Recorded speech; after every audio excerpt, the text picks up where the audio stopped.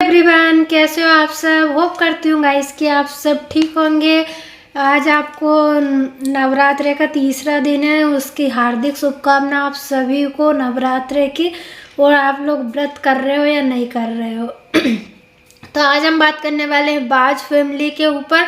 बाज फैमिली के कुछ ऐसे ऐसे टॉपिक है जिसको आज हम कवर करेंगे। और गाइस, पहली बार अगर आप चैनल पर आए हो तो please like share and subscribe कर दीजिएगा। थोड़ी सी आवाज़ लाउड नहीं निकल पा रही है क्योंकि नवरात्रि के फास्ट चल रहे हो। पता नहीं, मेरा गला थोड़ा सा खराश भी कर रहा है। तो हम बात करेंगे आंटी जी की।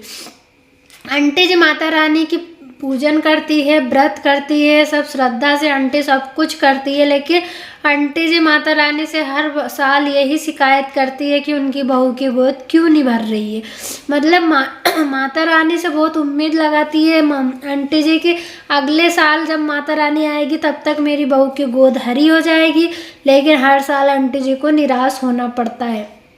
फिर माता रानी के सामने आंटी जी इमोशनल होती हुई दिखी हम लोगों को। वो रोने लगी, तकलीफ हो रही है उनको भी कि मेरे घर में एक नन्हा मुन्ना सा मेहमान क्यों नहीं आ रहा है, माता रानी मेरी इच्छा क्यों पूरी नहीं कर रही है। तो मैं आंटी जी से ये बोलूँगी कि आंटी जी, आप चाहते हो कि आपकी बहू की गोद भर जाए या आपके घर में नन्हा मुन्ना मेहमान आ जाए। क्या आपके बहू बेटे ये चाहते हैं? क्या उन्हें बच्चा चाहिए?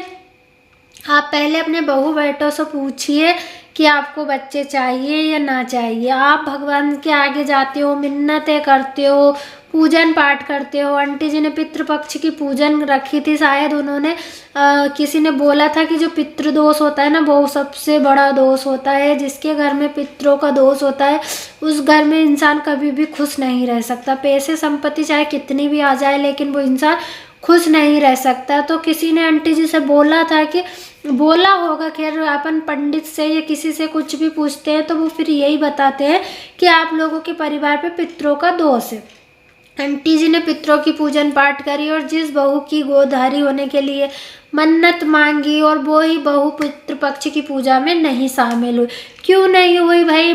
जो जगत भाभी है वो अपने हस्बैंड के साथ हर जगह जाती है, पार्टियों में, इवेंट में ट्रेवलिंग करती है, बाहर घूमती है, ब्लॉगरों से मिलती है, सब कुछ करती है। 2-2 रात ये लोग गाड़ी में स्टे करते हैं, सब कुछ करते हैं, लेकिन इन्हें घर आने के लिए टाइम नहीं है। जहाँ तक कि जगत भैया खुद आ गए हैं घर पर। अपनी माँ ने पूजन पाठ करी, बुलाया तो जगत भैया आ गए हैं सिवान। लेकिन जगत भाभी नहीं आई। आप आ सकते थे अपने हस्बैंड के साथ, आपको अकेले वहाँ पर अम्बाला में रुकने का क्या मतलब है?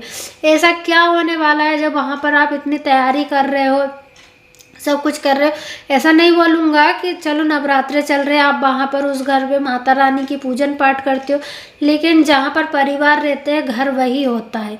ऐसे तो आप जगह जगह मकान लेकर छोड़ दो, लेकिन जहाँ पर इंसान रहते हैं, जहाँ पर परिवार रहते हैं, वो ही घर होता है। बाकी तो फिर वो मकान होता है।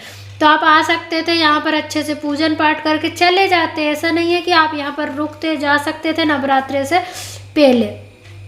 तो जगत भाभी नहीं है और आंटी जी बहुत इमोशनल होती हुई दिखी है हमको। कहीं ना कहीं उनकी उम्मीद थी अपनी बहू से, लेकिन हमेशा जगत भाभी अपनी सासू माँ की उम्मीद पर खरी नहीं उतरती है। जो सासू माँ जगत भाभी के लिए इतने स्टैंड लेती है, लोगों से लड़ती है, इनकी कंट्रोवर्सी में इन्हें सपोर्ट करती है, इनके ऊपर जो दुख का पहाड़ आता है उस पर आगे खड़ी हो जाती है चट्टान की तरह आंटी जी। लेकिन जब आंटी जी अपने बच्चों को बुलाती है, कुछ उनसे उम्मीद करती है, तो ये बच्चे हमेशा आंटी जी की उम्मीद तोड़ देते हैं। कहीं ना कहीं आंटी जी ये इस वजह से भी दुखी थी कि मेरी बहू मेरी बातें नहीं मानती है। एक बहू तो आंटी जी के पास ही रहती है। मैं यही कहूँगी आंटी जी अपनी छोटी बहू से ही लाड़ प्यार करो, वही आपका साथ देगी, वही आपको सपोर्ट करेगी।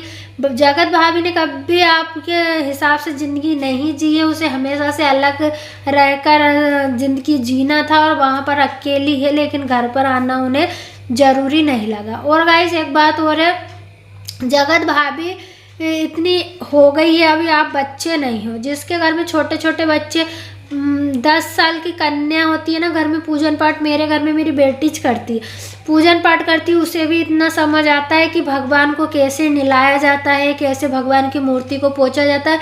कोलिन से हमारी भाभी जी माता रानी की मूर्ति साफ कर रही है। भाई, कोई सामान है क्या जो आप उसे ऐसे साफ कर रहे हो? माता रानी की मूर्ति में अगर जंग लग गया या तांबे पीतल की होती है तो काली पड़ जाती है, तो आप उससे अच्छे से दही से नहलाइए, अच्छे से उसको नहलाइए ताकि वो साफ़ हो जाए, शुद्ध जल से नहलाइए, दही का स्क्रब करिए उन्हें, तो वो अच्छी चमचमाती हो जाएगी। ना कि माता रानी को आप कोलिन छींच कर और ऐसे साफ करिए जैसे कि कांच होगा, या हम घर की डस्टिंग करते हैं ना तब कोलिन का यूज़ करते हैं। और फिर ये वीडियो भी शूट करते हैं बाकायदा, फिर ऑडियंस इनको गलत बोलती है तो इनके कानों में जू तक नहीं रेंगती है। पिछले साल भी इन्होंने यही किया, सिंक में ले जाके भगवान की मूर्ति को रख दिया और टेप चला दिया नल और भगवान को नहला दिया। भगवान को नहलाने का भी तरीका होता है, आप एक कटोरा लीजिए, भगवान को नहलाने के लिए एक पात्र लीजिए, उसमें भगवान को बिठाइए, बाकायदा अच्छे से स्नान कराइए, सूखे कपड़े से उनको पोंछिए, नए कपड़े पिराइए, नए वस्त्र पिराइए, अच्छे से पूजन पाठ करिए। भाई श्रद्धा होनी चाहिए पूजन पाठ करने में, नहीं तो फिर आप कितना ही अच्छा बड़ा मंदिर बना लो, कितने उसमें डेकोरेशन कर लो, आपके मन में श्रद्धा नहीं है ना तो भगवान कभी खुश नहीं होते, मेरा ये कहना है।